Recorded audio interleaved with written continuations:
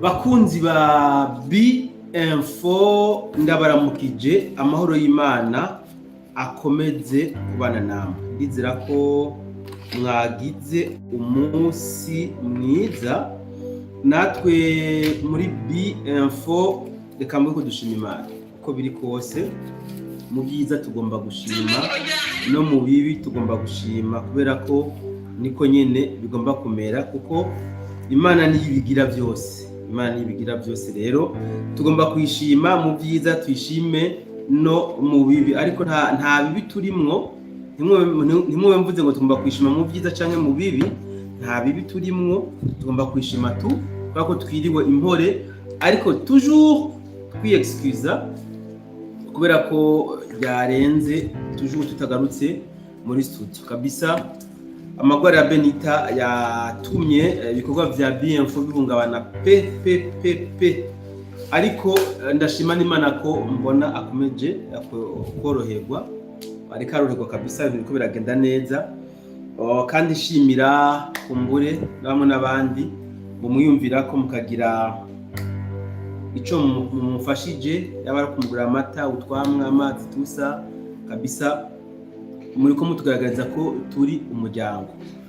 Rero reka ndabakire muri kino kiganiro. Ni ikiganiro kiza kuba kigufi cyane, aho nza kwibanda cyane ku mirongo y'urugamba, ariko kandi nza kuba mfise n'umutumire muri kino kiganiro ku murongo wa telefone. Ndazi ko si ubwa mbere azobaje kuri B-Info, n'umugenzi wacu, ndamuvuge gute, nuwo dusanzwe dufashanya urugamba turimo kabisa, asanzwe adufasha. Rero ku murongo wa telefone tuza kuba turi kumwe, ariko by'umwihariko ndamushimire Jay yanditse ngo mbaye wa mbere, komera cyane mwene wacu. Ndamutse ndayikengurukiye Samuel, Lamek, Yeremia, Ashel, Alex, Desire, Iriho, Isayi, Jafet, Machumu, Isidore n'abandi mwese kabisa, ndabaramukije kandi ndabakiye muri kino kiganiro. Ubwo abo ntavuze amazina si urwanko, abandi bavuze kuko aribo bamaze gushika ku murongo imbere y'abandi bagira ndetse na commentaire. Ndabona ko n'abandi bari ku murongo mugabo batarashima kugira comment. Reka ndabaha ikaze mwese muri rusangi, muze mubane natwe muri kino kiganiro, ariko ndabasaba ko mwotufasha kugira like, please. Like idufasha ibintu byinshi cyane. Ubwa mbere iradufasha kwirukana abazimu bo hakurya Kanyaru, like. Kandi ubundi kugira na like bijya bigutuma nawe we utanebwa, agatiro gaca kaguruka iyo wagize like ugatanze pass. Rero ni muduhe like kugira ngo ibintu bikomeze kugenda neza cyane. Hari amakuru ariko aravugwa ngo abasirikare b'u Burundi ngo barashwe bikomeye mu misozi miremire ya Fizi na Mwenga, ngo baca bagenda baririmba ururirimbo ngo turataye igisirikare tuzosubira kugwana, ari uko ngo natwe twahawe ibishobora kunetraliza umwasi.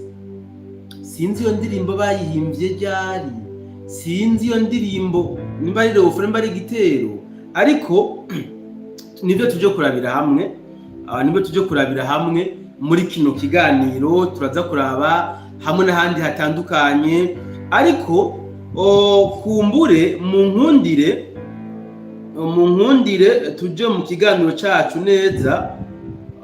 Imbere yuko turabira hamwe iyi ndirimbo numvise hakurya Kanyaru bavuze ko yaririmbwe n'abasirikare b'igihugu cy'u Burundi, aba FDNB, ngo nibo baririmbye indirimbo mama, ngo inyuma yo kuraswa bikomeye biteye ubwoba, ngo FDNB ngo yagirimba iyo ndirimbo. Ariko iyo ndirimbo ico nzi coco nabonye yaririmbwe, iyo ndirimbo yaririmbwe. Imbere yuko rero twinjira mu kiganiro cyacu, duhere hariya muri Guinea Conakry. Muri Guinea perezida ni Mamadi ku munsi w'ejo yagiye mu karuhuko kaze umaze umwaka. Ndabona umugenzi yamaze gushaka ku murongo wa telefone, reka ndamuha ikaze. Karibu cyane monsieur le Burundi etano. olala biciye bisubira aciye ava ku murongo reka ndamurondere hanyuma aze tubandanye namaze kumuvuga ni yitwa Dieudonné ariko abantu benshi bamuzi ku izina rya Le Burundi etanu kubera ko afise igitangazamakuru citwa Le Burundi etanu. Igitangazamakuru ciwe akorera ko citwa Le Burundi etanu. Nako ndavuga nti rero imbere yuko twinjira ku makuru yo ku mirongo y'urugamba ndashaka ko tubanza guca hano muri Guinée aho mu by'ukuri ariko havugwa amajambo atandukanye, amajambo novuga menshi ku karuhuko perezida wa Guinée Conakry yafashe akaruhuko k'umwaka wose ari mu karuhuko, aho mbere n'igisirikare ca Guinée cagize ico kivuga ko reka ndamuha ikaze ndabona yaje ku murongo. Allo amahoro cyane mon frère Le Burundi etanu. Ndabaramuye cyane bwana Mutesanguzi BF na BF please turabakurikirana 5/5. Asante sana, twebwe turaho muri BF, sinzi namwe aho muherereye ingene byifashe. Twebwe kiretse yuko turiko turatahuka ku buzima bwa misi yose n'amarame n'amahoro ibintu byifashe neza. Aho ni byiza cyane gose. So ndifuza ko tugirwa ko nk'abaji bigisahira. Yego. Hari abantu numvise mu by'ukuri bariko bashaka kurenganya Perezida Paul Kagame. Ngo mama ngo hari ukuntu ngo yoba yarakoze akantu k'amatekinike ngo katumye Perezida Mamadi afata akaruhuko ku mwaka wose atari mu gihugu n'ibindi. Ariko ayo makuru hari icyo yaziko? Nivyo Perezida Mamadi Doumbouya wa Guinée Conakry yagiye muri no kuvuga ngo muri mu karuhuko kuko amaze iminsi arwaye, urabona arahemutse kuba agendera u Rwanda kuko yaragwaye bikomeye cyane, araheruka mu Rwanda birashika amafoto yagaragaye mu minsi iheze, nta n'imiti imbere yageze yagaragaye ari nk'umuntu yacitse intege. Bashe rya foto narayibonye kweri asigaye ku mutwe nk'ubuhiri. Byatuwe natwe tugomba kuraba none umukuru w'igihugu yabaye iki, byagenze gute. Rero iyo nkuru uvuze yuko barenganya Paul Kagame ntabwo bamurenganya pe, ariko bashikira iyo nkuru cyangwa bamaze kuba bayivuga ko babifitemo akandi kantu tuvuga yuko iyo yarakoze kugira ngo Mamadi Doumbouya ariko no kuhamagara yiwiwe murabizi biraboneka ko uko biri kose perezida akomeza gushira umunywera nako nka munoni yego aba yaratamitswe n'ivyo. Sinzi impamvu abantu baciye batunga urutoki rimwe na rimwe Perezida Paul Kagame yuko yoba ari we yamuhaye tujya tuntu twatumye asigara ku mutwe nk'ubuhiri. Urabona bwana Musesanguzi ni ukuvuga yuko Mamadi reka ndakubwira inkuru kuko Mamadi Doumbouya yateye kuduta Alpha Congo nawe yari asanzwe acumbitse n'Abafaransa. Yego. Hanyuma rero biraboneka ko Ubufaransa butabyishimiye, ariko budakugurwa n'uko Mamadi Doumbouya yagiye akurwa n'abenegihugu muri Guinée Conakry. Rero kwa kudandaza isura nziza batahiga rero wa mukozi wabo ngaha muri Afurika asanzwe akorana nabo n'Abafaransa mu kwenda abakuru bamwe hano muri Afurika. Ubu rero murabizi neza ko ku isonga rya mbere haza Perezida w'igihugu Rwanda Paul Kagame hakabaho na ba Museveni ariko umuntu cyane ariko arakorana cyane bya hafi n'abafaransa gushaka ingene bokwera imina abakuru bamwe baza nk'abapanafrike murabona neza ko Paul Kagame aregereye cyane abafaransa yego rero Mamadi Doumbouya yaguye ku kamashu agwa mu mutego mugabo ntabwo yigeze amenya ko agomba go mu mutego ni bimwe bya kwa kundi usanga abakuru b'ibihugu bashasha cyangwa bakuru bato bagomba gufatira akaruhuko bababanje ariko babona abakuru babo urabona ko u Rwanda Paul Kagame bayidanaje kumwita nk'umuritere wa Afurika nawe rero Mamadi Doumbouya yisanze mu mutego wo kuza kurondera ngo Paul Kagame yo mubera ikimenyetso yo mubera idole urumva uyu mwana isubiye inyuma urumva ko abafaransa nabo bari basanzwe bamufitiye akangonongono na cyane amata mu kanwa bibanye n'uko yashitse agomba guha amasoko abashinwa urumva ama-entreprise yo mu Bufaransa akagenda nk'ayataba akironka inyungu ikwiye kandi urabona ko muri biriya bihugu byo mu burengero abakuru b'ibihugu benshi bariko baragomba kuba panafrike murabona za Burkina Faso mukabona Niger na Mali murabona neza ko abakuru b'ibihugu basa n'abagomba kubogora ibihugu byabo bakabikura mu minwe y'abakoroni turabona kariya karere Ubufaransa nibwo bwari bwarakagize nk'akarima ka exactly rero uko bisigaye bigenda rero buriyo umukuru w'igihugu asanzwe akunzwe agasanga akunzwe n'abenegihugu b'icyo gihe bakabona nta yindi nzira bashobora kumwera imina ubu hasigaye hakora amasumu hagakora uburozi reka rero kugira ngo ndakubwire neza uburyo biboneka neza ko Mamadi Doumbouya muribuka perezida w'u Burundi muri Congo Brazzaville aya makuru ijya rero sinaho utayibuka neza imbere ryamuje Paul Kagame yagombye gukora kuri perezida wacu hajya yamukora ko ibara ryari kuba ari kabisa bafise amasumo bashobora no kuguhira ko canke bakwegereye gusa byonyene gusa bisanzwe bikonta ni ibintu biri kontamine bimwe n'ibintu by'amashitani bagukoze ko ubufashwe aya madayimoni turayakizwa niki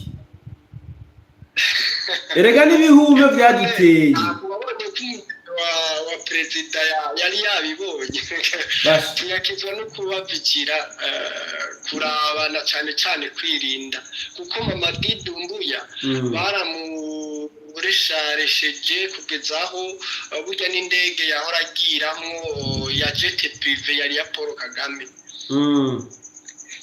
urumva ko kumufata byari byoroshe byari biri nko kunywa amazi ebana byari biboneka reka ndakwereke mwarigeze kuzamubona ko bagerageza ibinyamakuru byabo byo mu Rwanda canke bagomba kusana bagomba kwegereza cyane Ibrahim Traoré ngo ni nka Kagame nyine bagakora utuntu twishi hajya na Ibrahim Traoré yataburirwa n'ibihugu harimo kwisonga Uburusiya nawe ne yagomba go umutego wa Mamadi Doumbouya nabo basikiye ku mutwe nk'ubuhirinda kurahiye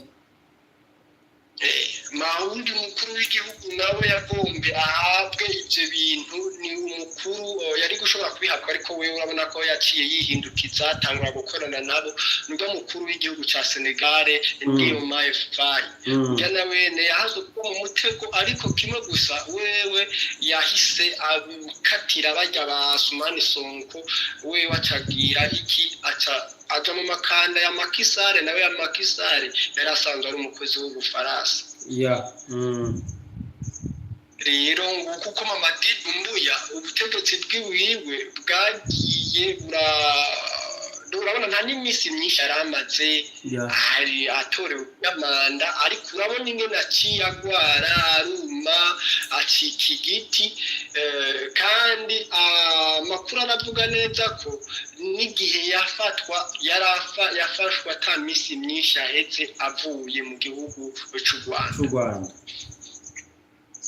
Aha rero ko bigiye gukurikirana ugiye kubona umukuru w'igihugu afata umwaka wose akajya mu karuhuko, urumva neza yuko ibyiwe bisa n'ibyarangiye. Abasirikare nibo bagiye gufata iya mbere ngo mu gucungera ubutegetsi bw'iwiwe, ariko urumva neza ko niyo hatabaho negosiyasiyo agirana n'abo bantu bashobora guca bamukubita kudeta, kuko urumva ikiringo cy'umwaka wose ni ikiringo kinini umukuru w'igihugu atari mu gihugu, amabanga ariko akorwa n'abasirikare, urumva ko ari ibintu bikomeye cyane. Urumva yuko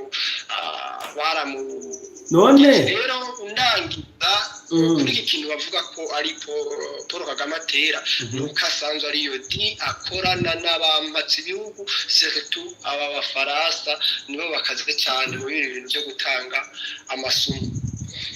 Entreta ese hoho batomukubitiye kudeta, wibaza ko uwo mwaka azoba yakize ko nzi bajya abagabo bagukonesereye atavyo kuvuga?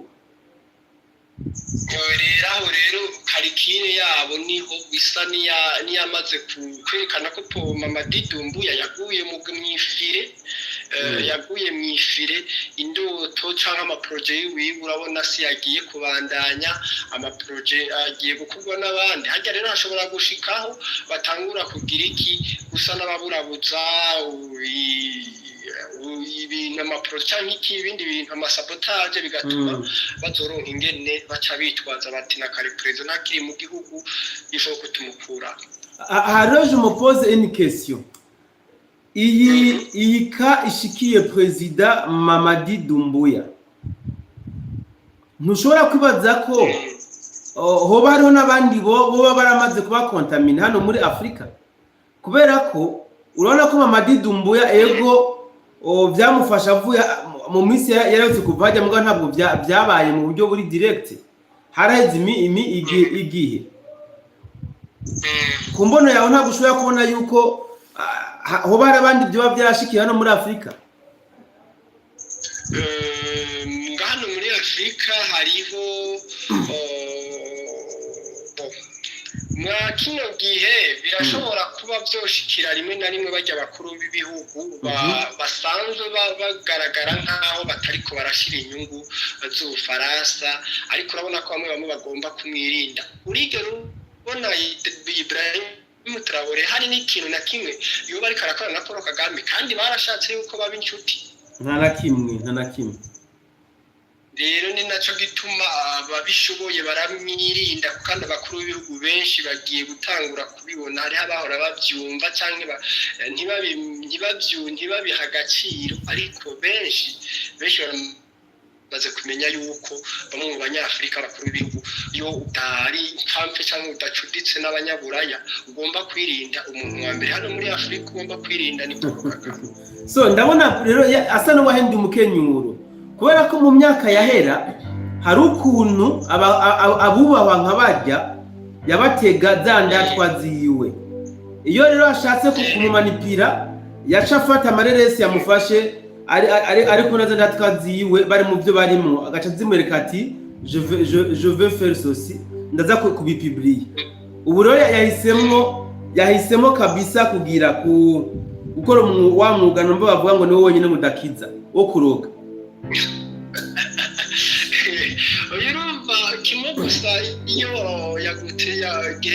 yakoresha mu kinyumu wo gutega inkumi kwaba kugira ngo ibyo agomba kugusinyisha ubisinye kuri chantage, kandi ugiye kwanga kubisinya aca kwereka ibyo onye, nk'uko byashikiye by'umukuru w'igihugu wa Mozambique.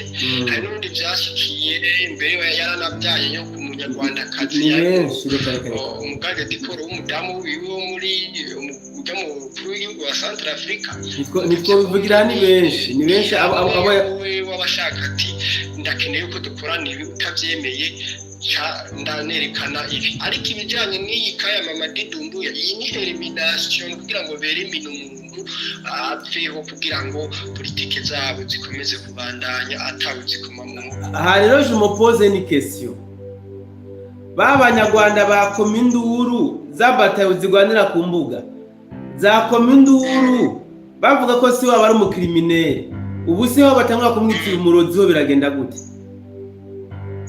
ati ya batayo ya Kagame igwanira ku mbuga yakoma induru bavuga ko se wabo ari umukriminere aho batangura kuvuga ko ari umurozi oho biracuriki niba batangura kuvuga ko yagiye gukinda kwa mama Didumbuya bikarangira umusaza agiye mu karuhuko k'umwaka aho biragenda gute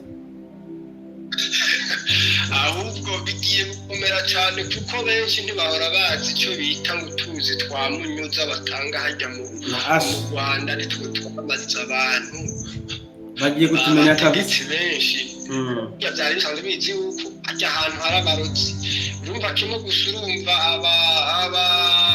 izi nshoreke ziba ba influencers baza ku mbuga rimwe na rimwe nabo bagiye kubura kuko ibintu byose biragaragara na preuve gusa nyine murabizi neza ko batamaramara ntibazobura ibyo bavuga ariko urazi bakubwira ngo so n'umurozi urenganya bakavuga ngo so wawe n'umurozi nturonka aho uca birababaje biratuma umuntu agira ipfunwe bigatuma umuntu yumva atamahoro afise ariko urabona ko aba bantu umwuga wo gukora ikibi umwuga wo kunona urabona ko ari wo mwuga wabo basanzwe babona ko bo bumengo ni byiza kiretse nyine abamaze kubona yuko ibyo bintu nta kamaro bizoshikana ku gihugu aribo bajya bagenda ubona batanguye kuza rimwe na rimwe bavuga bati nimushake mutwitse n'ubundi twarapfuye bakabibona ariko abandi ntibamaramara kuko niyo novuga yuko basanzwe babizi ko nabone ari abarozi bumva reka ibintu bo bashaka canke bikaba mukagwa mu bwo buryo butumvikana bitasobanutse baca bigira bejo yuko ivyo bavugwa atari byo ariko ari byo reka dukwegere ko gatoya imbere yuko nja ku makuru yo ku mirongo y'urugamba dukwegere ko gatoya ku makuru ya mushikawe Pamela ni Pamela ujya ari mu gihugu cy'abarundi none se umurundi kazi none se mushikawe ni mushikanje pe ariko yafashe ingingo yarahubye yafashe inzira mbi rujya rugamba ko urabona azorutsinda ikintu nagomba amenyeshe abarundi cyangwa abandi bose bakurikirana izi mbuga zacu na cyane cyane BF nimumenye yuko hajya Pamela n'ujya mugabo bari kumwe bariko baravuga bijya yari sensibilisation kugira ngo harabojoininga ikiya kiroberi canke habe abotanga amafaranga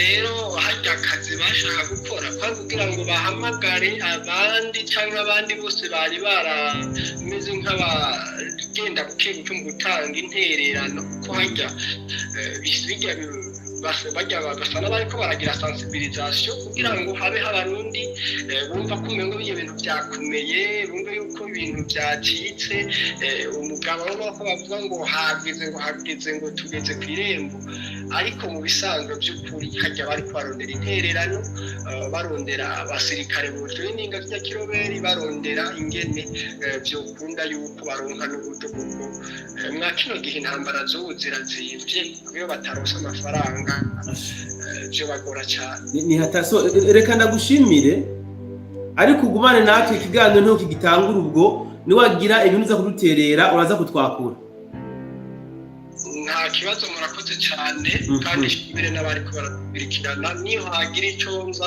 kubwira ndaguhamagara urakoze cyane reka ndagushimire rero nce ndugira hano hariho ubutumwa umuntu yampaye ngomba gusangiza abari ko baradukurikirana hano nyene kuri BInfo n'ubutumwa yambwiye ati uwo mukobwa turabana twarabanye ndamuzi cyane gose yaramudekirije kabisa mu buryo reka nshiremwo ijwi ryiyo mu ryumve avuga Pamela reka nshiremwo ijwi ryiyo mu ryumve hama duce kibandaniriza n'ikiganiro cyacu.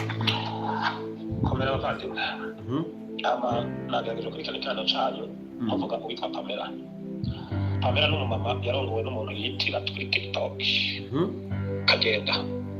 Pamela nawe kuri TikTok yitwa Ndondeza Mangetegete. Rero aba bantu bose n'umugore n'umugabo atabana abanye bari mubi cyase kubana kubera kaburegwe uwo witwa Kagenda nzobona kuri TikTok n'akadabo katagira ingufu gato kabuze kubera katwabura ibiyayura mutwe muri Canada. Cyera abana kabonye kavuye kurondera imogi hirya no hino abadandaza ibintu by'amatabi n'imogi zirewe barazidandaza. Murambona biyo mamadwara ku TikTok bavuga amajambo atyoza ubutegetsi. Mugabo abantu bibuke muri 2015 ko aribo bakoze amahano yo kwiyamiriza ikiringo ngo ni cya gatatu cyangwa nziza bakava bahunga bagerageje kwica abantu bagaca bahungira mu Rwanda bava mu Rwanda ndimo muri Canada. Aba bantu rero Pamela babyaranye abana babiri na Kagenda babyaranye abana babiri kubera kaburegwe k'imogi baravana birakunda ko urugo rwabo rubandanya. Pamela cyangwa ngo n'ubundi mugabo w'umuzungu Kagenda nawe ikiwewe kiringa kidakora atakiye cyo giha amaboko n'uwo Pamela nyene n'abantu biri ku TikTok bafatiye gucumenya n'umuntu yitwa Chimamanda no bahuriza ku vyibiro vyabo. Kandi nakandi gahungu kitwa Ndigabasha kari muri Tanzania gakora muri hotel ahantu mu makrofisa nabo nyene nibo bafatikanije muri bibiri. Rero Pamela ari mu bantu barondera amahera mu bantu no muri Canada kugira ngo bafashe leta itabara gukora ubutegetsi. Kagasasa kagira icyo bitasasa bizaso kugira abantu mu buryo ariko sinibaza ko n'undi mutima yo kwikira ivyo bintu. Rero bagerageje kuvuga ati Pamela ni inde? Pamela genda muvuge ko ari umuntu warumoki. Nta muntu yo kwikira umuntu warumoki nawe utari umuntu w'ikikoki. Turaciye ubwenge. Nta muntu yava heno mu Burundi turabuzi nyine bwubatse. Nimba agiye kwifatanya nabo ngira yabashiriye amahera yatoye no babasangiye ubwenge nyine bwa Himatutsi abapire twitsa apire hima akreye iyo wabo ngira baze bategeye guco Burundi ngira ndabwo byo yarabazaniye. Twebwe ndibaza ko ushaje cyo Burundi ndazi ngene cyifashe ngene gihagaze. Nibagerageze kandi avyizeye. Pamela rero n'uyo nikigwaro tubiri kiwewe cyibere aho ndibaza ko no kumuvuga niko gutunganya wanyu nta nikintu ni no kugira gute niteke vite ya tacari n'umugabo uri kuramwumviriza urumva ko ari kiwewe nyene cyibere aho ni mu mandi zamwe zabaci mabanda nyene bigira abantu b'abategetsi ariko ari birofa vyibere aho nizo nashaka kubabwira ama no mubona bakurikiye kuri Okay, merci beaucoup. Uyu n'umuntu w'umubanyi wa Pamela muri Canada. Murumvise ingene amuvuze mu byukuri amuvuze nk'umuntu amuzi koko amuvuze nk'umuntu amuzi atagushikuza wanashaka binagiyemwo. Ariko rero ngo Pamela yagiye mu mashamba yaheye mu byukuri gusa kujoininga abandi bagwanye. Ni Pamela yabivuze ko yagiye yahisemo kuva muri Canada ngahantu yarabayeho neza afise ubundi buzi ajoininga umuhari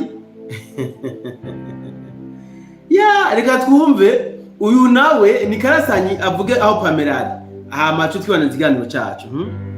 Mwana umunyesha makuru ni babahinde biga publicity babahinde. Pamela ndago ari mu mashamba. Pamela atuye ahantu bita mu Kiyovu mu Rwanda i Kigali. Sefini shaka umereze rero nashaka abantu bumve iyi message yuko Pamela amashamba arimwo ni mu Rwanda ahantu bita Ikiyovu. Ni propagande bariko baragira kugira ngo barabe ko donc influence aba jeune benshi b'abarundi babasange muri ajya mateshwa yabo barimwo muri bujya buvuga barimwo muri bijya bintu byabo by'ubugugu barimwo kugira baronke donc abo bagira abo bashobora kuzimiza abo bashobora kuzimirana nawe nkuko n'uyu mugabo yabivuze ati Pamela muri Canada niwe yarajejwe kwegeranya imfashanyo zihabwa Reditabara abatera Reditabara. Pamela niwe yarabijejwe. Ati rero kumbura ashobora kuba yarabashiriye imfashanyo bari bamaze kwegeranya nta wamenya no kuvuga ngo yajoininze ikiroberi reka tubyihotse. So ariko rero mbere ko tubandanya makuru ndayibutse mugire like hama ducere dukomeza n'amakuru yo ku mirongo y'urugamba. Ku mirongo y'urugamba duhere muri Sange na Ruvungi. abantu bari mu ntara ya Kera Cibitoke precisement za Rugombo bumvise imbunda nini zazindutse zivugira muri rya micungararo muri bijya bice. Mu by'ukuri ntabwo ndaronka umuntu ari sur terrain ngampe amakuru y'imvaho. Ndabizanye kubera ko hari abantu benshi babaje amakuru kandi nanje hariho abambwiye ko nyine hajya bakozanije ko ncamvuga ntirureka amakuru ndaronde sindaronka neza nanse gutanga amakuru yo gushikuza kandi nshatse ndanabamenyeshe yuko aya makuru nayumvise nayarondeye mugabo sindaronka ubwo mu kiganiro cyacu cejo niyo nzotangurira ko kubashikiritsa. Twere hano rero muri Uvira, twananirize muri Uvira mwumvise ko habaye ico bita ville morte. Uvira habaye ndashaka ndabite na manifestation, ni manifestation yabaye ku gisabo c'abazarendo bahagarariwe na yitango wasigaye ngo ni generale generale Sheikh Adoui James. Aho wanashaka iyi manifestation yagizwemwo uruhara runini cyane na societe civile isanzwe ikorera hajya muri Uvira. Ni manifestation yarigamije kwereka leta yuko ivyo abazarendo bariko barasaba bikenewe cyane kandi vyofasha n'igihugu. Wazarendo bariko basaba ko bahabwa munition. Wazarendo kirasaba ko bahabwa ibigwanisho bikwiye ndetse na FARDC ngo bayihe ibigwanisho bikwiye kugira ngo bashobore guhangana n'umwasi. Sheikh Adoui yavuze ko batariko barasaba agashahara, ntibariko barasaba agahembo, basaba ibigwanisho kugira ngo bashobore guhangana n'umwasi. Aho kwitangazamakuru yariko arashikizaho ikiganiro yavuze ko baramutse baronse ibyo bigwanisho ngo na leta ya Kinshasa yobona ko ari bo bari bitebeje kugira ngo bashobore kwirukana umwasi. Yaciye yishura ku kibazo bamubajije bati nka hamwe ibigwanisho muto bironka byoca bigenda gute. Yavuze ko ngo info badahawe ibigwanisho ngo hazoca hategurwa iyindi ville morte, iyindi manifestation ikakaye cyane gusumba iya mbere, ariko ngo yo izobishingiye ku kudatanga ikori. Ngo abadandaza bose bo muri Uvira ngo nta numwe azosubira gutanga ikori shiti bahawe ivyo basabye. Mu by'ukuri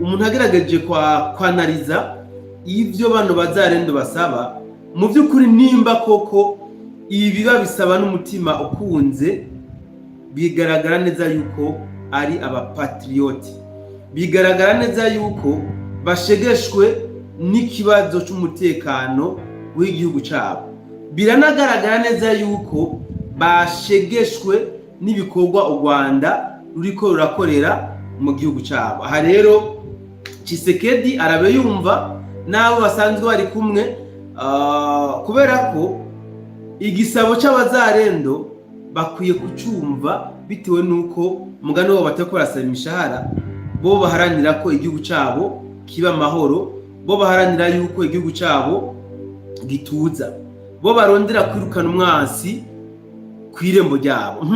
Reka rero tubandanye ikiganiro cyacu.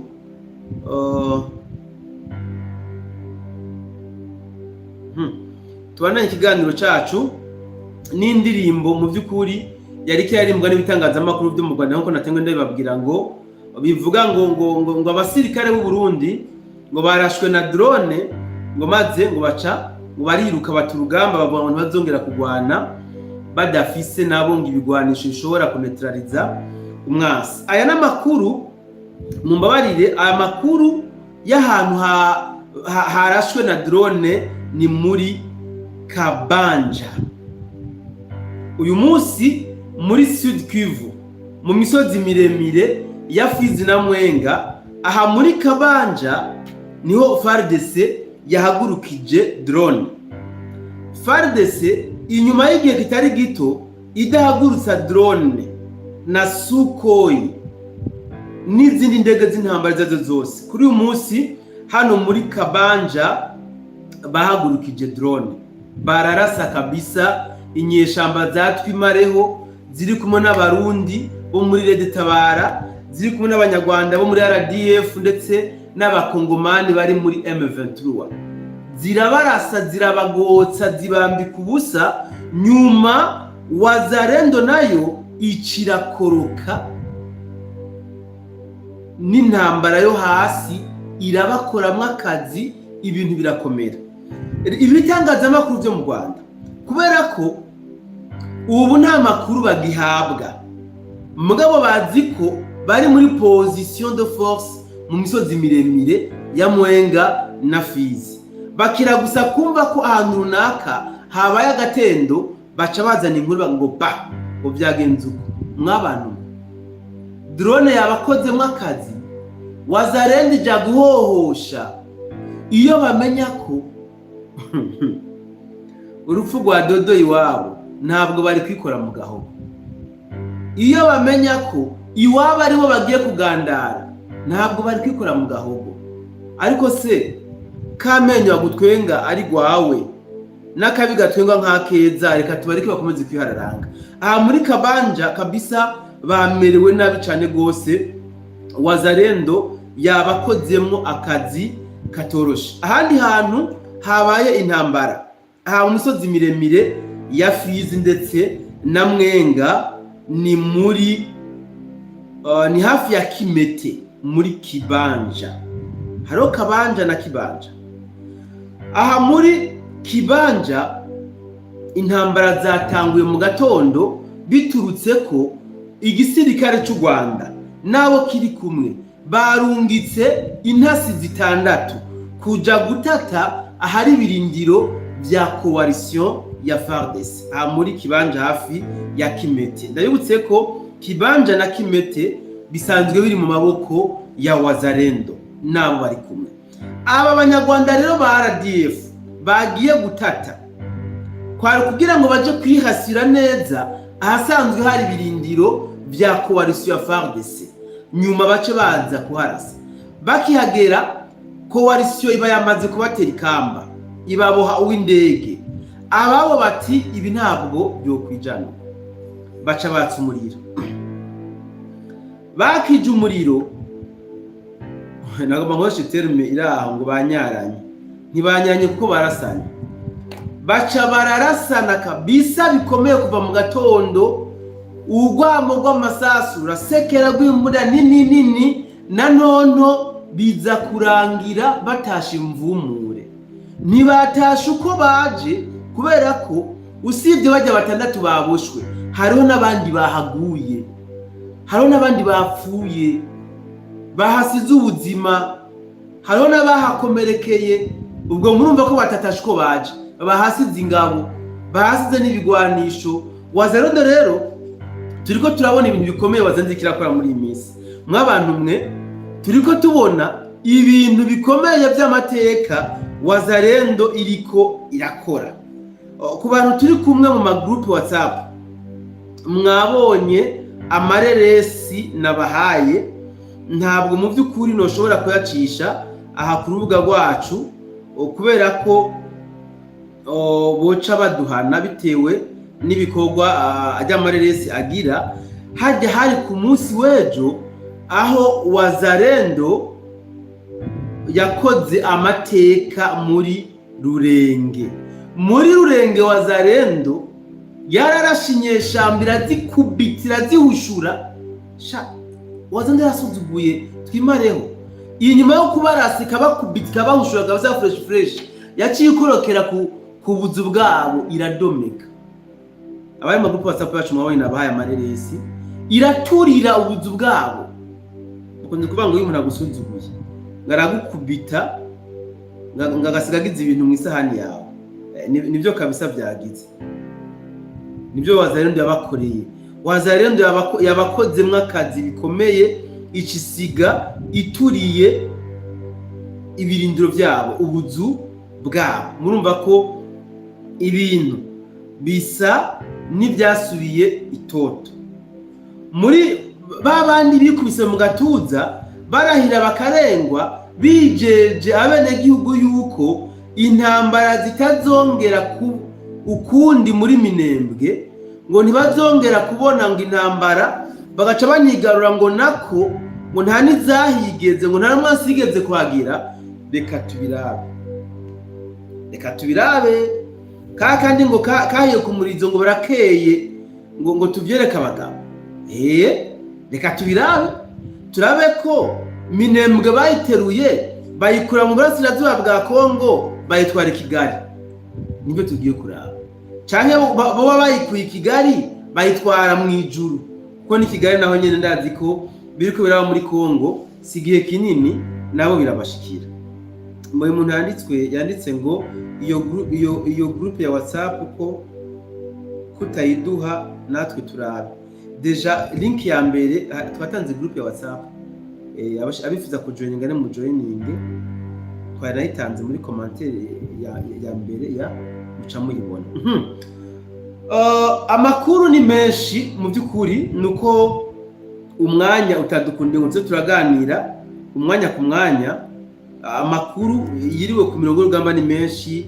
Kavumu ibintu ntabwo biraba byiza, hariya muri Nord Kivu naho nyene ibintu byabaye bibi cyane. Mu Kirundi bavuga ngo byazambye, ngira nuko babivuga. Muri Nord Kivu kabisa ibintu ntabwo byoroshe na gato. Za Rucuru, muri Rucuru drone za FARDC zakoze amahano. Muri Rucuru drone za FARDC zagavye ibitero zica abagwanyi benshi. Igitige naco novuga, ibitige nabonye byavuye ku byatanzwe biragoye no kwemera. Mugabo mwumve ko haguye abagwanyi benshi cyane gose muri Rucuru. Goma niko kuko hari ibishasha byabaye muri Goma. Masisi ho murabizi yuko hajya kuri axe ya Rubaya nta gahengo bigira baronka, ariko ndizera ko a partir yo ku munsi wejo nzosubira kuzinda baye inkuru ukuri kwamye, kubera ko ibyamfatira bisa n'ibyarangiye. Kandi ndizera ko na Benita uko namubonye kare yorohewe, turashobora kuzoba turi kumwe mu biganiro byo ku munsi wejo. Reka rero dusimbe muri commentaire, ariko nyibutse uwo dukurikirana utagize like ubikore kugira ngo ibintu bikomeze kuryoha, ibintu bikomeze kuba neza cyane. Turabe ibyumviro by'abandi muri commentaire, aho abandi amukije mwese ndabaramukije kabisa. Amahoro y'Imana akomeze kubana namwe. Ati bonsoir, mugume kwibanga muda makuru agezwe. Merci beaucoup. Babaza Bentu kamerewe ariko aroroherwa.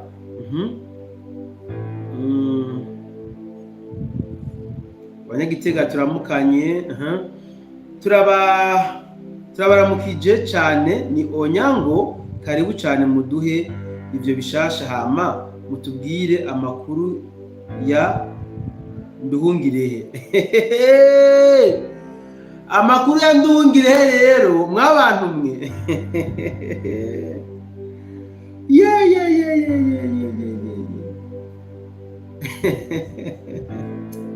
Twaravuze ko hari abari ko barondera gukiza yabo magara muri kajya kagwi ka FPR Inkotanyi. Amakuru ya Nduhungirehe biravugwa ko yafatiwe ku mupaka ajabuka Tanzania yambaye ikabutura. Mwe murafasha ibyo kumbura ibindi nzibazanira neza ku munsi wejo. Tubanaye na commentaire.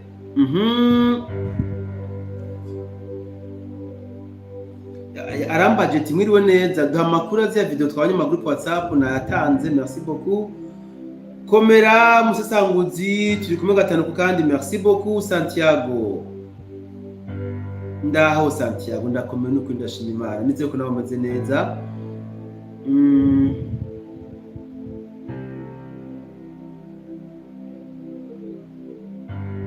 Okay.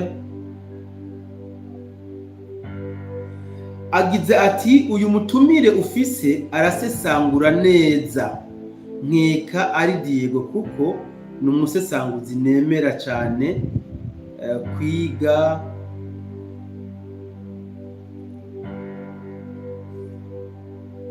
ni byiza cyane exactement kewi niwe nyene c'est Diego. President wacu baramuhakije muri Congo Brazzaville exactement baramuhakije kabisa ni Imana yacanye. Imabayi turamukanye Isaac ndakuramukije cyane. Santiago ati musesanguzi ntuzosubire guta umwanya kuri Pamela kuko na jewe Pamela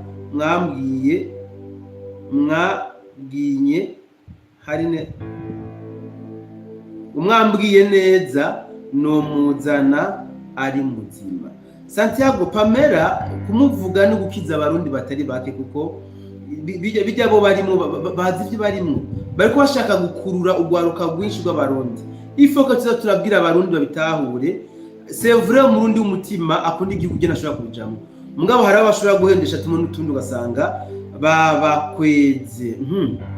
Baramuhaye twatuzi twamunyuza uwukurikira nira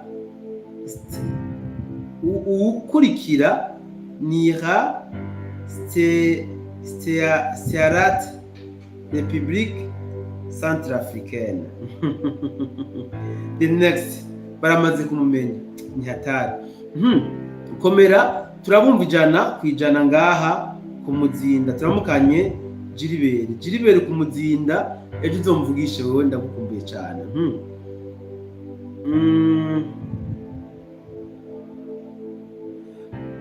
Ati kwisi nzima abanyarwanda baratukishijwe na perezida kwisi nzima nuko uzombeshuze. Bien fotwiriwe impore intenderi irashesha umuti. Kagame ni umwicanyi yagiranye amasezerano na Rusuferi. Ibi bintu byoshoboka pe kuko ibi Kagame akora c'est du jamais vu. Rujya ruzingo nimba ari Pamela bajya bari bafashwe n'amashetani ya Kagame bijya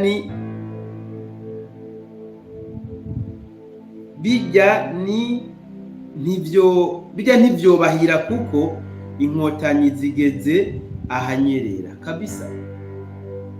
Inkotanyi zabananiye kubaha igihugu mw'abantu zigishigikiwe n'ibihugu rutura ubu ziri mu marembera. Hari bambwiye ngo Kagame ngo kuko ngabona ko ngo kamubanye ngagomba kora ibishoboka arabe ko bapamera baha igihugu ngo ijya mu nima tuvuga tuzokubaka ngo bapamera bo niwe mu kubaka mu nima bamushiramo.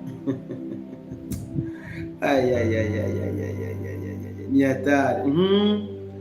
Na bonsoir nacerewe mugira ijoro ryiza muhezagirwe n'Imana ya twese duhezagirwa n'inshuti yacu.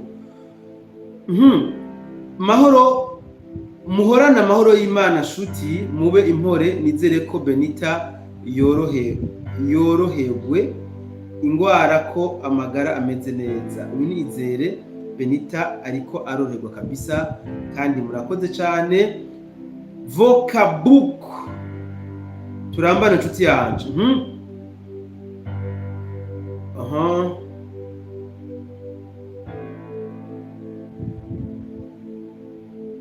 Ngo Rwanda ruhungira imagine. Musesanguzi uravye kungene Rugabo ari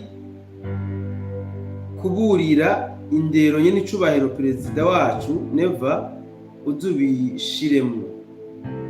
Santiago umuntu atanga icafise inshuti yaje. Rugabo nta ndera afise no ushaka agaragaze indiratane afise nabo kabisa. Merci beaucoup Nimenya Sango Creva, merci beaucoup toi aussi. Benita umuhe pole uti ugware ukira turagukunda cyane. Ubwo yavyumse ndazi kari live.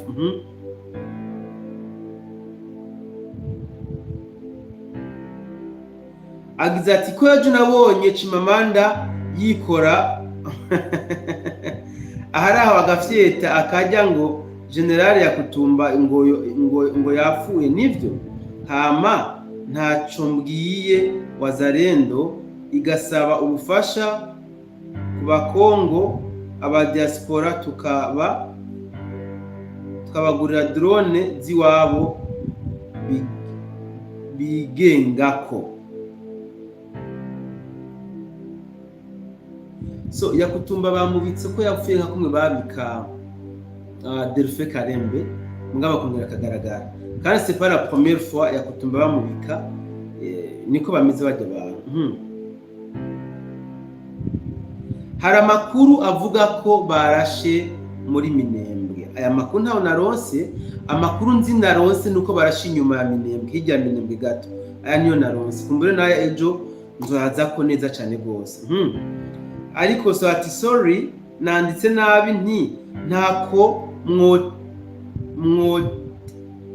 mwotera kamo abakongomani bakagira intererano yo kugurira drone waza bo gisimero cyo kivuga ko ariko byari bikwiye ko Wazalendo ifatwa mu mugongo kabisa mu buryo buhagije, byari bikwiye. Reka ndabashimire mwebwe mwese twari tubanye muri kino kiganiro kabisa, murandyoheye cyane, ariko mbabajwe nuko ntabonye abazimu hako bya Kanyara. Birambabaje, sinzi ngira ngo bakozwe ko nuko bumvise ko se wabo ari umurozi yafatwanye itonga, babura ingene bari bukomante. Sinzi, nta komante nimwe nabonye ko ikibunda cyo kujya Kanyana, nta nimwe. Ubwo rero abo twari kumwe mwese ndabashimiye, muri abantu banje kabisa, nusome une famille, murabo ku mutima, murabo ku mutima kabisa. Hasa abagize like mwebwe mwamuyeho, n'abagize commentaire mukomeze guhiza giko. Ubwo rero mugira ijoro ryiza, mukomeze kandi kugira aho mwubahwe. Ciao ciao.